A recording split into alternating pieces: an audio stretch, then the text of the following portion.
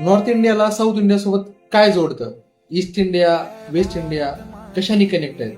UP मधला समोसा, चेन्नई मधला डोसा यांच्यात कॉमन काय आहे? भाषा नाही, खाद्य नाही, कल्चर सुद्धा नाही. आपण सगळे इतके वेगळे आहोत. कोणी मराठी बोलतो, कोणी तामिळ, कोणी हिंदी, कोणी Bengali.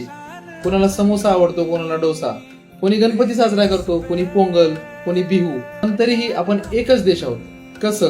Because there is one thing that connects all of us, the constitution of India.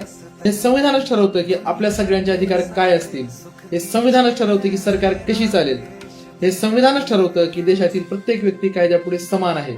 साऊथला नॉर्थशी, ईस्टला वेस्टशी आणि मला तुम्हाला जोडणारा अदृश्य कॉमन धागा म्हणजे संविधान. देशाला धोका सीमा ओलांडून येणाऱ्या शत्रूपासून कधीच नसतो. देशाला धोका तेव्हाही असतो जेव्हा लोक संविधानाचा आदर करणं सोडतात. जर भारत मजबूत हवा असेल तर संविधान मजबूत राहिलंच पाहिजे. Respect the constitution, respect the idea of India.